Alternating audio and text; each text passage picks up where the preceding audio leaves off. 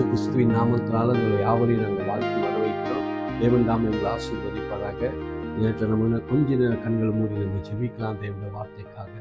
அன்பின் தேவனே, நாங்கள் ஸ்தோத்திரிக்கிறோம். உடைய நாமத்தை நாங்கள் வருகிற கர்த்தாவே, வேதத்தின் எல்லா மகத்துவங்களும் ஆண்டவரே எங்களுக்கு நீர் காண்பிக்கும்படியாக நாங்கள் ஜெபிக்கிற கர்த்தாவே.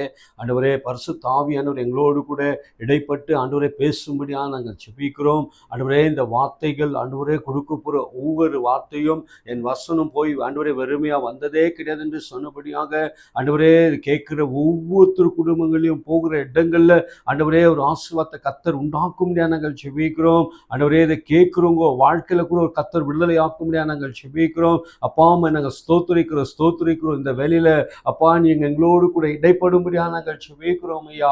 ஆண்டவரே, அநேக காரியங்கள் எங்களுக்கு நீ வெளிப்படுத்தும்படியாக நாங்கள் ஜெபிக்கிறோம் கர்த்தாவே. எல்லாம் உடைய தூய கருத்தை நாங்கள் அர்ப்பணித்து இயேசுவின் நாமத்தை ஜெபிக்கிறோம் ஜீவனுள்ள நல்ல பிதாவே. ஆமென், ஆமென், ஆமென். சரி, ஹல்லேலூயா. இந்த நாள் வேதத்தின் வசன நிமித்தம் நம்ம சில ஜெபத்தை குறித்து நம்ம பார்க்கலாம். இன்னைக்கு ஜெபித்த வாழ்க்கையில் ஆண்டவர் என்னென்ன செய்தார்கள், ஜெபித்து வந்த ஒவ்வொரு வாழ்க்கையிலும் ஆண்டவர் தோல்வியை வைத்தது கிடையாது. எல்லாருடைய வாழ்க்கையிலும் ஜெபித்தவர்களோட வாழ்க்கையில் எல்லாரோட வாழ்க்கையிலும் ஆண்டவர் ஜெயத்தை வர பண்ணுகிறவராக இருக்கிறார். இன்னைக்கு நம்மளோட வாழ்க்கையில் கூட இன்னைக்கு எப்படி நம்ம ஜெபிக்க வேண்டும், எப்படி வேதத்தில் ஜெபித்தார்கள், அவர்களெல்லாம் எப்படி ஜெபித்து எப்படியெல்லாம் அவர்கள் வெற்றிகளை பெற்றார்கள். இன்னைக்கு அநேக காரியங்கள் ஜெபத்தின் நிமித்தம் நடக்கப்பட்டிருக்கு. ஜெபத்தின் நிமித்தம் கர்த்தரிடத்துல மன்றாடினவர்கள், ஆண்டவரிடத்துல கேட்டவர்கள், போய் ஜெபித்தவர்கள் எல்லாருக்கும் வெற்றியை கர்த்தர் கொடுத்தவராக இருக்கார். ஆனா நம்ம சில ஜெபங்களை எப்படி பண்ண வேண்டும் என்று சில நேரத்தில் நம்ம கற்றுக்கொள்ளுகிற விஷயமா இருக்கிறது. ஏன்னா நம்மளுக்கு சில நேரத்தில் ஜெபிக்கவே நம்மளுக்கு தெரியாது. ஆனால் நம்ம ஜெபிக்க சில விஷயங்களை கற்றுக்கொள்ளணும். இன்னைக்கு வேதத்தில் இன்னைக்கு பரிசுத்தவான்கள், இன்னைக்கு தேவ ஊழியர்கள், இன்னைக்கு திருக்குதர்சி ஊழியர்கள் அவர்களெல்லாம் எப்படி ஜெபித்தார்கள் என்று இன்னைக்கு நான் சில காரியங்களை பார்க்கலாம். ஏன்னா நம்மளோட ஒவ்வொரு தேவைகளையும் கர்த்தர் அறிந்தவராக இருக்கிறார். நம்ம ஜெபத்தின் நிமித்தம் தான் அதை கேட்டு நம்ம பெற்றுக்கொள்ளுகிறவராக இருக்கிறோம். ஒரு வசனத்தை எடுத்து நம்ம வாசிக்கும், அந்த வசனத்தை நம்ம கேட்போம். இந்த நேரத்தில் மத்திய எழுதின சுவிசேஷம் 6வது அதிகாரம் 8வது வசனத்தை நம்ம வாசிப்போம். அவைகளைப் போல நீங்கள் செய்யாதிருங்கள், உங்கள் பிதாவை நோக்கி நீங்கள் வேண்டிக் கொள்ளுகிறதற்கு முன்னமே உங்களுக்கு என்னது தேவை என்று அவர் அறிந்திருக்கிறார். ஆமென், ஹல்லேலூயா.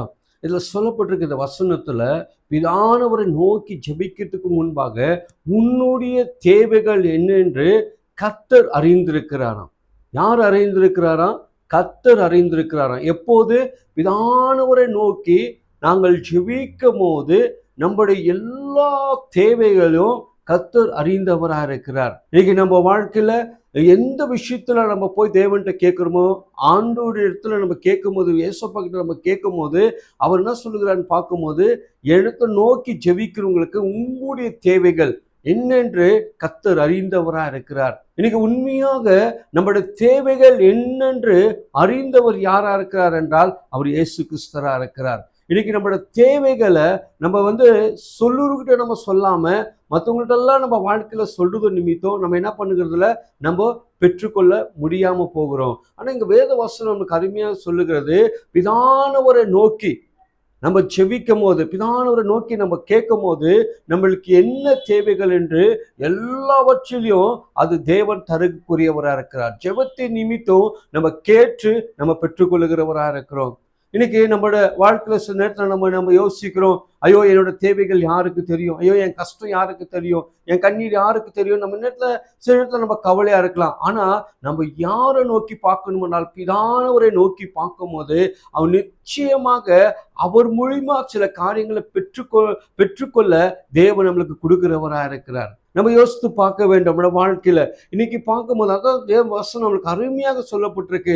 பிதானவரை நோக்கி ஜெபிக்கும் போது உன்னோட தேவைகள் எல்லா காரியங்களும் கர்த்தர் வாய்க்க பண்ணுகிறவராக இருக்கிறார். அவரை ஜெபிக்கும் போது, அவரிடத்துல நம்ம கேட்கும் போது கர்த்தர் எல்லா காரியங்களும் கர்த்தர் வாய்க்க பண்ணுகிறவராக இருக்கார். பாருங்க, வேதத்துல சிலர் ஜெபித்தவர்கள் அவர்கள் எப்படி அந்த தேவைகள் அவருக்கு வெற்றியா கர்த்தர் கொடுத்தார், எப்படி அந்த ஜெயத்தை கர்த்தர் அவருக்கு வர பண்ணார் என்று நம்ம வேதத்துல பார்க்கலாம். இந்த நேரத்துல 1 ராஜாக்கள்ல நீங்க எடுத்து வாசிங்க. அந்த பிள்ளையின் மேல் 3 தரம் குப்புற விழுந்து, என் தேவனாகிய கர்த்தாவே, இந்த பிள்ளையின் ஆத்துமா அவனுக்குள் திரும்பி வர பண்ணும் என்று கர்த்தரை நோக்கி விண்ணப்பம் பண்ணினான். கர்த்தர் எலியாவின் சத்தத்தை கேட்டார். பிள்ளையினுடைய ஆத்துமா அவனுள் திரும்பி வந்தது, அவன் பிழைத்தான். ஆமென், ஹல்லேலூயா. இங்க பாருங்க, 3 தடவை எலியா என்ன பண்றாருன்னா முகம் குப்புற விழுந்து அந்த இடத்துல அவர் ஜெபிக்கிறவரா இருக்கிறார். 1 தடவை இல்ல, 2 தடவை இல்ல, 3 தடவை அவர் ஜெபிக்கிறவரா இருக்கார். இப்ப பாருங்க, அந்த வீட்டுல வந்து ஒரு பிள்ளை மறைத்து போயிருக்கு. அந்த பிள்ளை வந்து ஒரு மரித்த ஒரு சடலம் வந்து அந்த இடத்துல இருக்கக்கூடியதா இருக்கிறது. இப்போ அந்த வீட்டுல பார்க்கும்போது அந்த குடும்பத்தாருக்கு எவ்வளவு ஒரு எதிர்பார்ப்போடு இருப்பாங்க. ஐயோ, என் பிள்ளை மறைத்து போயிருக்கு. ஒருவேளை அந்த வீட்டுல வந்து ஒரு காரியம் நடந்திருக்கலாம், ஒரு துக்கத்தோடு இருக்கலாம், ஒரு வேதனையோடு இருக்கலாம், ஒரு எதிர்பார்ப்போடு இருக்கலாம். தேவன் எனக்கு ஒரு அற்புதம் செய்வாருன்னு ஒரு எதிர்பார்ப்போடு இருக்கலாம். ஆனா அவர்கள் என்ன பண்ணுகிறாரு, எலியாவை நோக்கி அவர்கள் போகிறவராக இருக்காரு. எலியாவை அப்ப அந்த இடத்துல கூப்பிட்டு அந்த எலியா வந்து முகம் குப்புற விழுந்து அந்த பிள்ளைக்காக ஜெபித்தார் என்று சொல்லப்பட்டிருக்கு. அவர் 1 தடவை இல்ல, 3 தடவை அந்த மாதிரி காரியங்களை அவர் பண்ணார் என்று வேத வசனம் நம்மளுக்கு சொல்லக்கூடியதா இருக்கு. அப்பயே அந்த இடத்துல பார்க்கும்போது அவர் 3 தடையும் பார்க்கிறார். ஆனா அவர் சோர்ந்து போகவே இல்லை. அந்த இடத்துல சோர்ந்து போகவே இல்லை. 3 தடையும் அவர் என்ன பண்ணுகிறார், அந்த காரியங்களை செய்து அந்த பிள்ளைக்கு கர்த்தர் என்ன பண்ணுகிறாரு, உயிர் வர பண்ணுகிறார். அப்போ இன்னைக்கு நம்முடைய வாழ்க்கையில கூட நம்ம யோசித்து பார்க்க வேண்டும். இன்னைக்கு அந்த குடும்பம் எவ்வளவு எதிர்பார்ப்போடு இருந்திருக்கலாம். ஒருவேளை அந்த குடும்பம் ஜெபித்து கொண்டிருக்கலாம், ஐயோ என் பிள்ளை மரித்து போயிச்சே. ஒருவேளை துக்கத்தோடு வேதனையோடு அவங்க என்ன பண்ணிருக்கலாம், ஜெபித்திருக்கலாம். ஒருவேளை இவங்களுக்கு இப்படி ஒரு நம்பிக்கை இருக்கலாம், கர்த்தர் எனக்கு யாவையும் அவர் என்ன பண்ணுவார், பிதானை நோக்கி நான் ஜெபிக்கும் போது எனக்கு ஒரு அற்புதத்தை தேவன் செய்வார் என்ற ஒரு நோக்கம் கூட அவங்க வாழ்க்கையில இருந்திருக்கலாம். அந்த எதிர்பார்ப்பு, தேவனை பார்த்த காரியங்கள், தேவன்கிட்ட கேட்ட காரியங்கள் எல்லாமே அந்த இடத்துல ஒரு தீர்க்கதரிசியாக எலியா போய் ஜெபிக்கும் போது அந்த காரியம் எல்லாம் அந்த இடத்துல கிடைக்கப்பட்டதா இருக்கிறது. எப்படியாப்பட்ட ஒரு அதிசயத்தை கர்த்தர் அந்த இடத்துல செய்யக்கூடியவரா இருக்கிறார். முதல் வேதத்துல நம்ம பார்க்கும்போது மரித்த சடலத்தை உயிரோடு எழுப்பினவர் யாருன்னு பார்க்கும்போது அவர் எலியாவா இருக்கிறாரு. அப்ப அந்த இடத்துல பார்க்கும்போது இப்படியாப்பட்ட ஒரு காரியம், தேவன் இப்படியாப்பட்ட ஒரு காரியத்தை எலியாக்கு என்ன பண்ணாரு, அந்த இடத்துல வெற்றியை வர பண்ணுகிறவரா இருக்கு. அந்த குடும்பத்துக்கு எவ்வளவு ஒரு சந்தோஷம் இருக்கும். அந்த குடும்பத்துல வந்து இப்ப எப்படி இருக்கும், ஒரு மரித்து போன ஒரு பிள்ளை அந்த இடத்துல ஒரு ஊழியக்காரராக, ஒரு தீர்க்கதரிசியாக அவர் போய் செபிக்கும் போது அந்த நம்பிக்கை எவ்வளவு பெருசா இருந்திருக்கும், அவரோட வாஞ்சை எவ்வளவு பெருசா இருந்திருக்கும். நினைச்சு பாருங்க. இன்னைக்கு யாராலும் அந்த மாதிரி செய்ய முடியும்.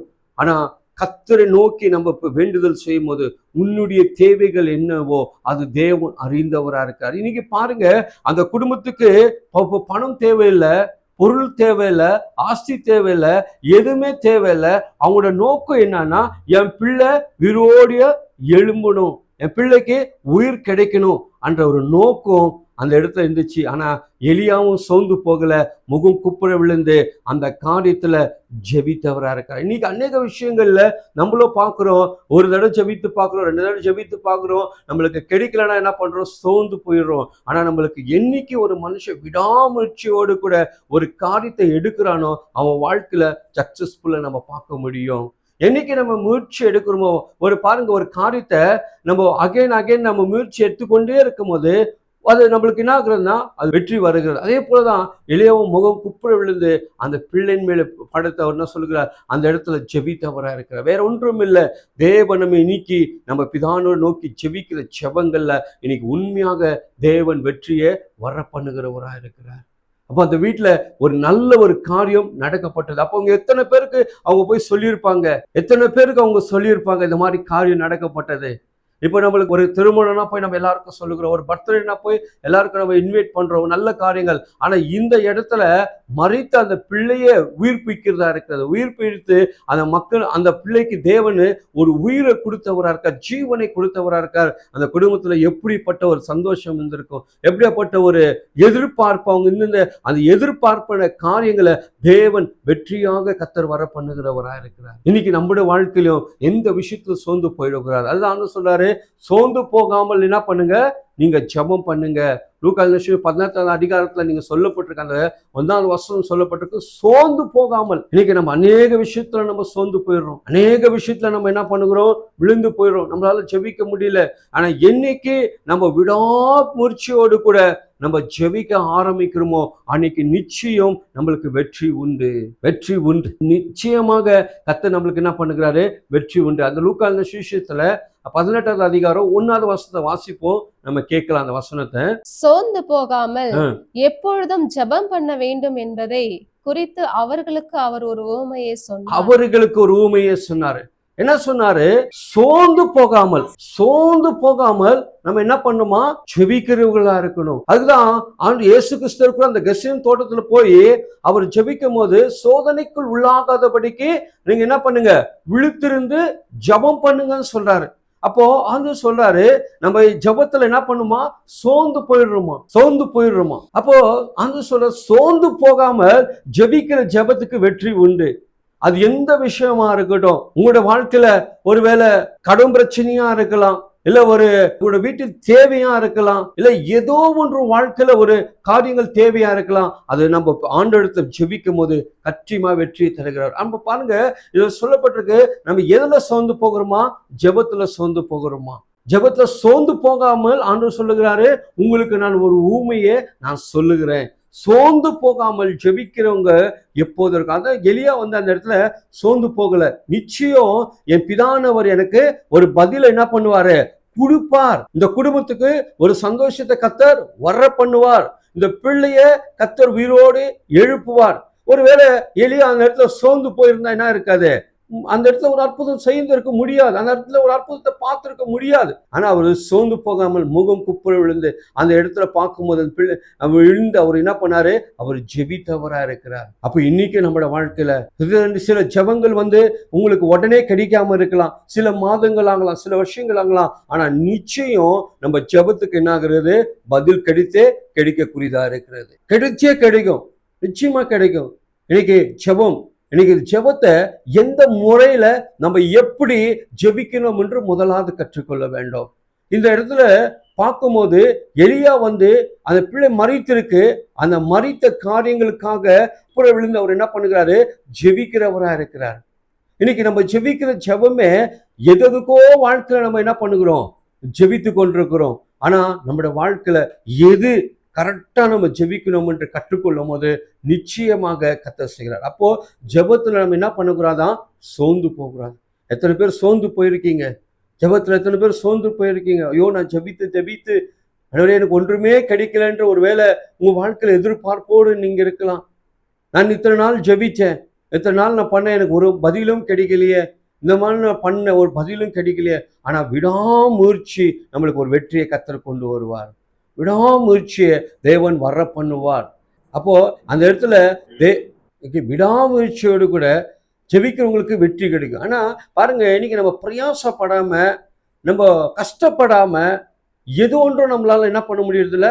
நாட்கள்ல பெற்றுக்கொள்ள முடியறதில்ல. அதே போல நம்ம ஜெபத்துல கூட தேவனிடத்துல நம்ம சோர்ந்து போகாமல் நம்ம ஜெபிக்கிறவர்களா நம்ம மாற வேண்டும். கர்த்தருக்கு ஸ்தோத்திரம்.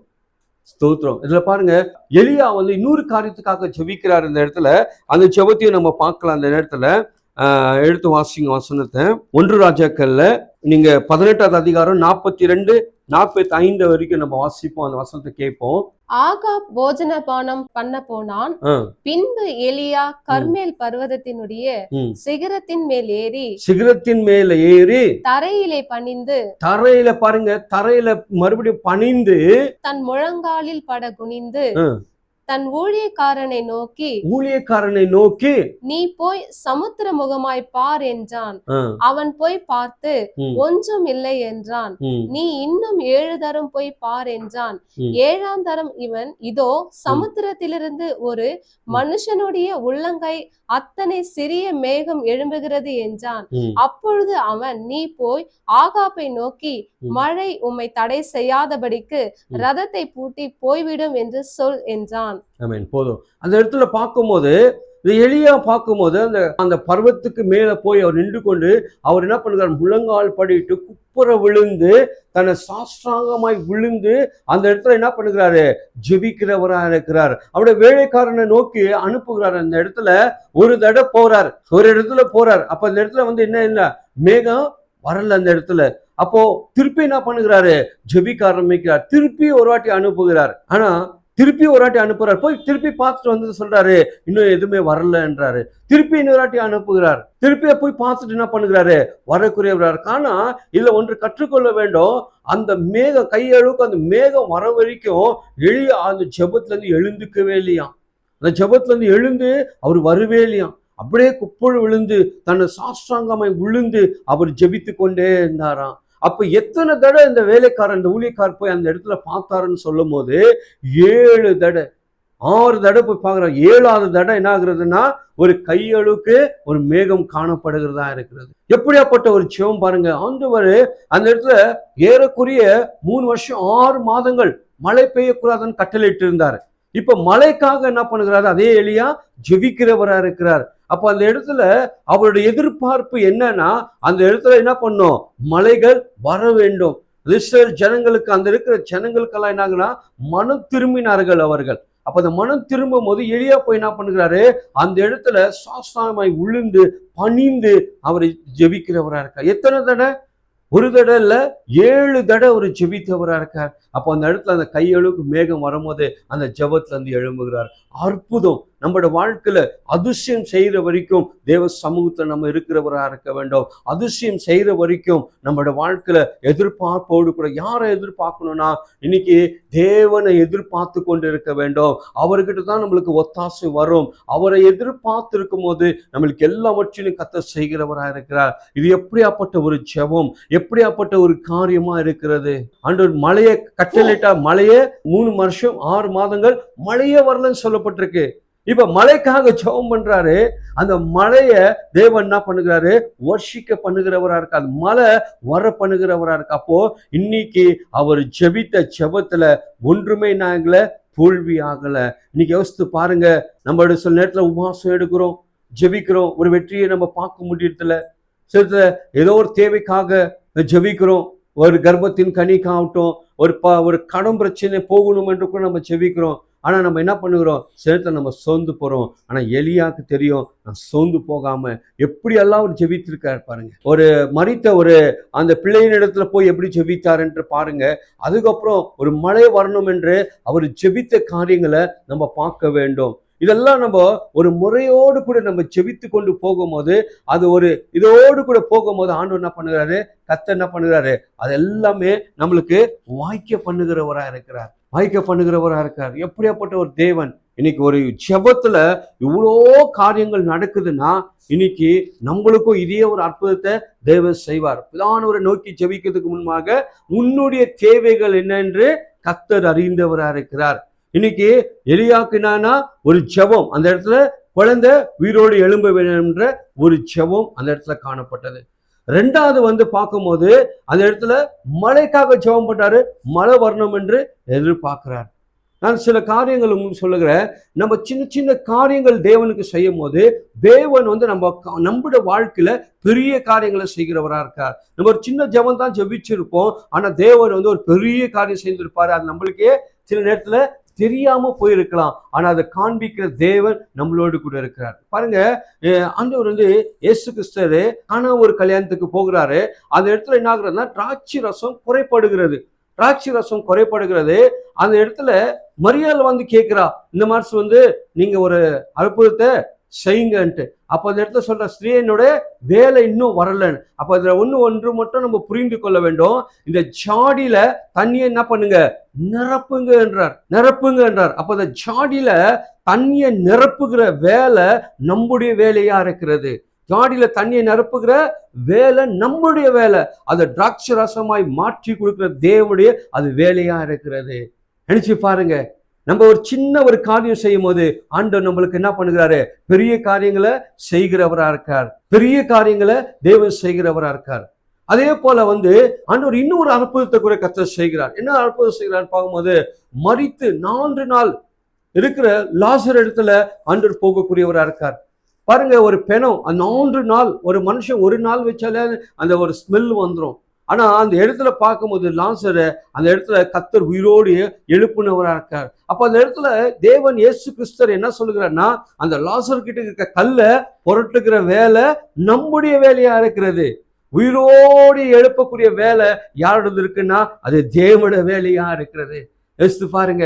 அந்த கல்லை தள்ளுகிற வேலை நம்மளுடையது, உயிரோடு எழுப்புகிற வேலை கர்த்தருடைய வேலையா இருக்கு. அப்ப சின்ன சின்ன காரியங்கள் நம்ம அது கருத்தாக கரெக்டா நம்ம செய்யும் போது, அதுக்கு கீழ்ப்படிஞ்சு நம்ம ஜெபத்துல போகும்போது கண்டிப்பாக தேவன் நம்மளுக்கு வெற்றியை தருகிறவராக இருக்கிறார். இன்னொரு இடத்துல ஆண்டவர் ஒரு அற்புதத்தை செய்கிறாரு. என்ன அற்புதம் செய்கிறாருன்னு பார்க்கும்போது, அந்த இடத்துல அவர்களுக்கு 3 நாள் 3 இரவு 3 பகல் அவர்கள் ஜெபித்து கொண்டிருந்தார்கள். அவர்களுக்கு என்ன இல்லை, அப்போ அங்க தீந்து போனது, அப்போ ரொட்டியும் தீந்து போனது. அப்போ சிறு பையன் கையில எத்தனை காரியங்கள் இருந்தது? 5 அப்பமும் 2 மீனும் இருந்தது. ஒரு சிறு பையன் பாருங்க, அவன் சாப்பிடாம கூட என்ன பண்ணியிருக்கான், வைத்து கொண்டு அதை வைச்சிருக்கான். அந்த இடத்துல 3 நாள் அவர் பிரசங்கித்து ஜெபித்து எல்லா காரியங்களும் முடித்த பிறகு அவர் கொடுக்க ஒன்றும் இல்லை. அந்த சிறு பையன்கிட்ட அவன் கேட்கிறாரு, அந்த இடத்துல வந்து கொடுக்கும் போது என்ன பண்றாரு, நம்ம கிட்ட கொடுக்குற வேலை நம்முடைய வேலை, அதை மல்டிப்ளேட் பண்ணி உருவாக்கி கொடுக்கறது அது தேவனுடைய வேலையா இருக்கிறது. இன்னைக்கு நம்மளோட எல்லாமே தேவனிடத்துல தெரியப்படுத்துகிற வேலை நம்மளுடையது. அதை உருவாக்கி மல்டி பண்ணி நம்மளுக்கு ஆண்டவர் என்ன பண்ணுகிறாரு, கொடுக்கிறது அவருடைய காரியமா இருக்கிறது. இன்னைக்கு உண்மையா நான் சொல்லுகிறேன், இன்னைக்கு எப்படி எலியா போய் தன்னை வாழ்க்கையில அவர் முகம் குப்புற விழுந்து அவர் ஜெபித்தாரோ, அதே போல நீங்க ஜெபம் பண்ணுங்க. சின்ன சின்ன காரியங்கள் தான். அந்த சின்ன காரியத்துல நம்ம உண்மையா இருக்கும்போது அநேகத்துக்கு நம்மள என்ன பண்ணுகிறாரு, கர்த்தர் அதிபதியா கர்த்தர் வைக்கிறார். இப்ப ஒருவேளை இல்லையா, ஒருவேளை பார்த்திருப்பார், 2 வேளை பார்த்திருப்பார், 3ஆவது அடியும் பார்த்திருப்பாரு. 3ஆவது அடியும் அற்புதம் நடக்கலான்னு என்ன பண்றாங்க மனுஷன் வந்து. ஆனா எலியாக்கு ஒரு காரியம் நன்றாக தெரிந்து கொண்டார். நான் இந்த ஜெபத்துல நான் வேலைகளை செய்யும் போது, இந்த ஜெபங்களை நான் பண்ணும்போது என் வேலைகளை தேவன் என்ன பண்ணுவாரு, எல்லாமே எனக்கு செய்து கொடுப்பார் என்ற ஒரு நோக்கம் அவருக்குள்ள இருந்தது. பாருங்க, யாக்கோபுல சொல்லப்பட்டிருக்கு, அவரும் ஒரு பாடு உள்ள மனுஷனா. யாரா இருந்தாரா, ஒரு பாடு உள்ள மனுஷன். இன்னைக்கு யாக்கோபு 5ஆவது அதிகாரம் நீங்க 17, 18 நம்ம வாசிக்கும், நான் சொல்லிட்டு கேட்போம். எலியா என்பவன் நம்மை போல பாடுள்ள ஒரு மனுஷனா இருக்கிறான். மழை பெய்யாதபடிக்கு கருத்தாய் ஜெபம் பண்ணினான். அப்பொழுது 3 வருஷமும் 6 மாதமும் பூமியின் மேல் மழை பெய்யவில்லை. பூமியின் மேல மழை பெய்யவே இல்லையா. பாருங்க, இதுல ஒரு காரியத்தை வைக்கிறாரு. நான் பெரிய ஐஸ்வர்யன், நான் பெரிய ஜெப வீரன், நான் ஒரு பெரிய ஆளுன்னு அந்த இடத்துல என்ன பண்ணல, எலியா காட்டிக்கொள்ளல. பெரிய இதுன்ட்டு நான் இவ்வளவு வருஷம் நான் ஊழியம் பண்ண, இப்படி வானத்துல நெருப்பு வரைச்சு அப்படியெல்லாம் காட்டிக்கொள்ள. அவர் என்ன காட்டிக்கொள்ளுகிறார்னா, நான் ஒரு பாடு உள்ள மனுஷன். அவரை தாழ்த்தி கொள்ளுகிறார். ஜெபத்துல என்ன பண்ணிக்கிறாரு, அவரை தாழ்த்துகிறார். இன்னைக்கு நம்ம தாழ்த்துறோமா? ஜெபத்துல நம்ம தாழ்த்துக்கிறோமா? நம்மளோட ஜெபமே பெருமையா இருக்கும். நம்மளோட தாழ்த்துறோமா? அவர் சொல்றாரு, நான் பாடுள்ள ஒரு மனுஷன், பாடுள்ள மனுஷனா இருக்கேன். அப்போ அந்த இடத்துல என்ன பண்றாரு, கர்த்தர் ஒரு கட்டளை எடுக்கிறார். போயிட்டு அந்த இடத்துல அவர் ஜெபிக்கிறவரா இருக்கார். கருத்தாக ஜெபித்தாருன்னு சொல்லப்பட்டிருக்கேன். கருத்தாக ஜெபிக்கிற ஜெபம் நம்ம கற்றுக்கொள்ள வேண்டும். கருத்தாக ஜெபிக்கிற ஜெபம் கற்றுக்கொள்ளணும். ஒரு இடத்துல நல்ல ஒரு பெரிய ஒரு ஊழியக்காரர், அந்த ஊழியக்காரர் அந்த இடத்துல வந்து ஒரு ப்ரேயர் மீட்டிங் ஒன்று அரேஞ்ச் பண்ணியிருந்தாங்க. ஒரு பர்த்டே ப்ரேயர் அரேஞ்ச் பண்ணியிருந்தாங்க. அந்த அம்மா பார்த்தீங்கன்னா 30-35 வருஷம் சபைக்கு வராங்க. அந்த அம்மா அந்த ஒரு நல்ல சபைக்கு அந்த சர்ச்சுக்கு வராங்க. அந்த அம்மாவை என்ன பண்ணாங்க, முன்னாடி டேபிளில் கேக்கை வச்சுட்டு, இந்த கேக்குக்காக, இந்த பர்த்டேக்காக நீங்கள் என்ன பண்ணுமா, ஒரு சின்ன ஜெபம் பண்ணுங்கன்னு சொன்னாங்க. அதுவும் அந்த ஐஸ் கேக் வச்சுருக்காங்க. முன்னாடி வந்து ஐஸ் கேக் வச்சுருக்காங்க. இந்த அம்மா என்ன பண்ணிச்சு தெரியுங்களா, வந்து ஒரு சின்ன ஜெபம் பண்ணுறதுக்கு 1/2 மணி நேரம் ஜெபம் பண்ணுறாங்க.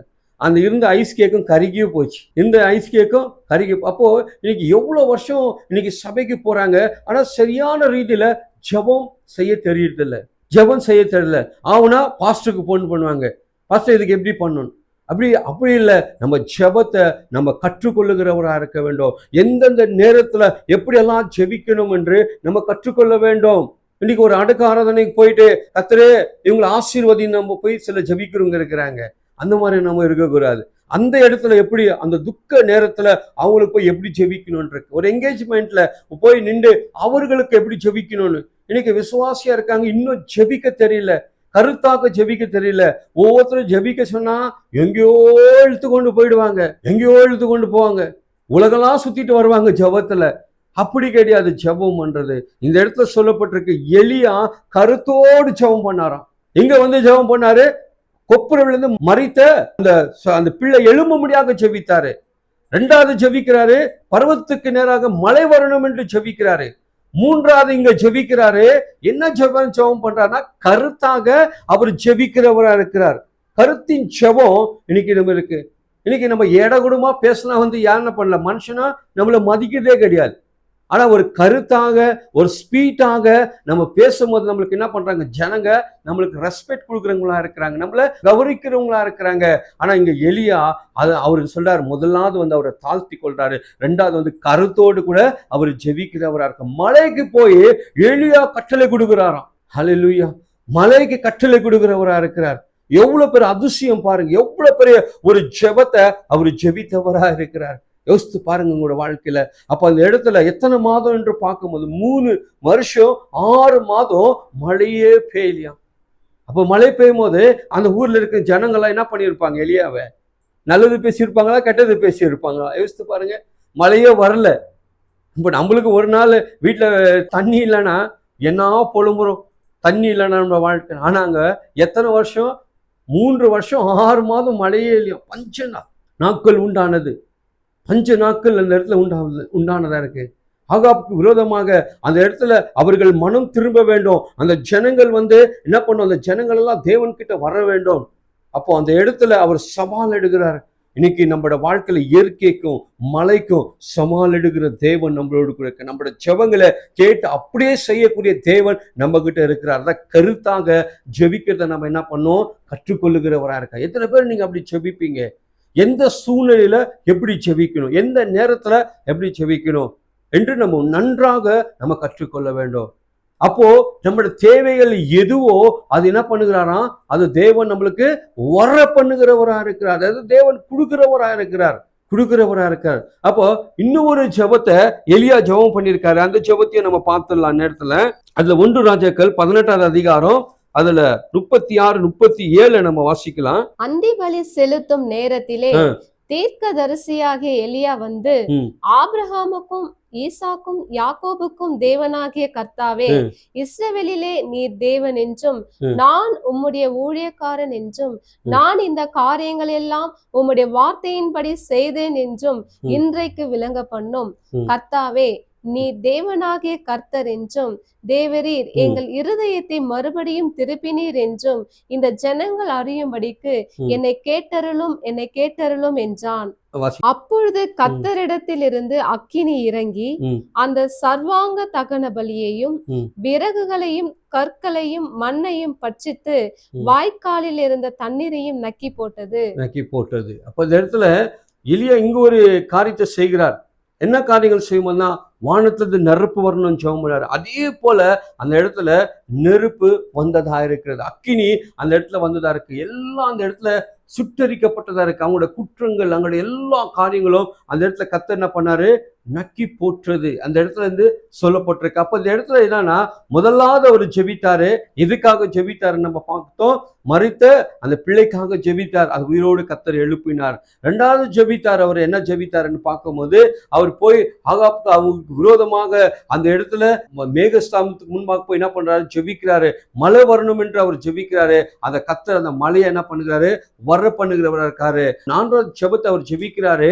அந்த இடத்துல பார்க்கும்போது கருத்தாக ஜெபிக்கிறார். ஒரு பாடு உள்ள மனுஷன் என்று அவர் ஜெபிக்கிறவரா இருக்கிறார். இந்த 5வது ஜெபிக்கிறார். அவர் பார்க்கும்போது வானத்திலிருந்து நெருப்பு வரணும் என்று ஜெபிக்கிறாரு.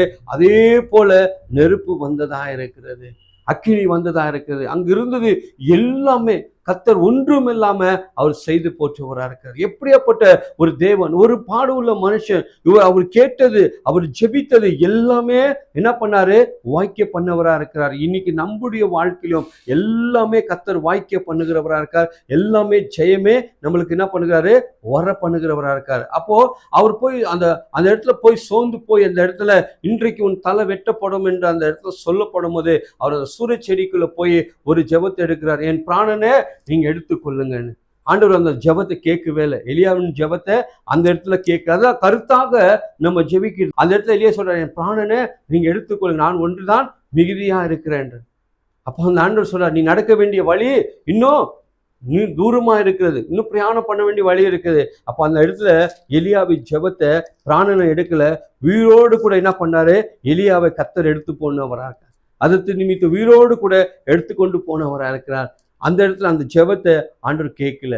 அப்போ நம்மளோட வாழ்க்கையில எது நம்ம கருத்தாக ஜெபிக்கணுமோ, எது ஆண்டவருக்கு முன்பாக வைத்து ஜெபிக்கணுமோ நம்ம நன்றாக கற்றுக்கொள்ள வேண்டும். அந்த ஜெபத்துல உண்மையா போகும்போது இன்னைக்கு ஜெயங்களை கர்த்தர் வர பண்ணுகிறவரா இருக்கார். அதுதாமே இந்த வார்த்தைகளை கர்த்தர் ஆசீர்வதிப்பாராக.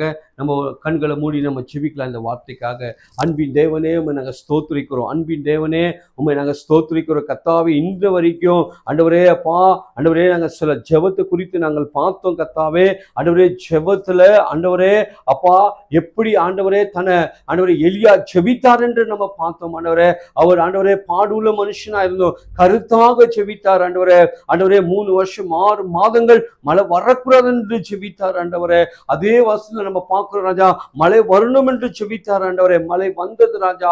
ஆண்டவரே அதே போல் ஆவியானவரே நாங்கள் கருத்து உள்ளவர்களாக ஜெபிக்கிறவர்களாக கர்த்தர் எங்களை மாற்றும்படியா நாங்கள் ஜெபிக்கிறோம். ஒரு கருத்து உள்ள ஜெபத்தை நாங்கள் ஜெபிக்கிறவர்களா கர்த்தர் எங்களை மாற்றுவதற்காக தேவனை ஸ்தோத்திரிக்கிறோம் கர்த்தாவே. தேவன் தாமே இந்த வார்த்தைகள் எல்லாம் கர்த்தர் ஆசீர்வதித்து ஆண்டவரே எங்களுக்கு நன்மையாக கர்த்தர் மாற்றுவதற்காக நன்றி. இயேசுவின் நாமத்தில் ஜெபிக்கிறோம் பிதாவே.